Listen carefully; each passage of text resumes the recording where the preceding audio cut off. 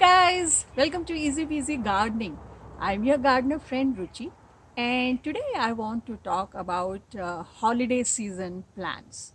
So, festive season has already begun, and this is the time that when people go to meet others, they'll always take flowers with them. Or sometimes you just want to buy flowers for your house yourself.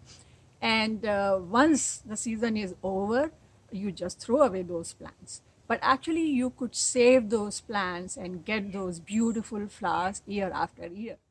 For example, I saved these poinsettias from 2 years ago, and I keep them inside once it gets really cold. Right now, it's not that cold, so I leave them outside under the trees because this is a plant which likes moderate temperature, so not too hot, not direct sun, and not too cold either.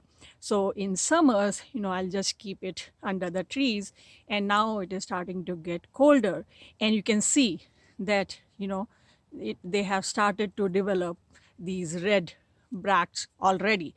It's mid-November, and they have already started developing this. So by the time it's Christmas, they will have fully developed red bracts. You can see small growth here.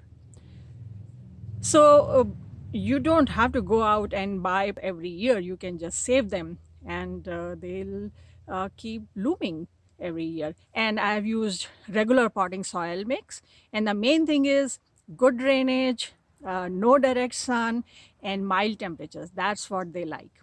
And similarly, you will get, paper whites and hyacinths and all those plants. Even, daffodils and tulips, people get it in very small planters, and after they finish blooming, they just throw it away.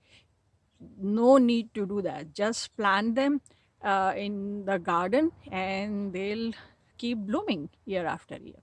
So I hope this gave you some good ideas, and I hope you save these plants that are gifted to you in this festive season, and keep enjoying them year after year.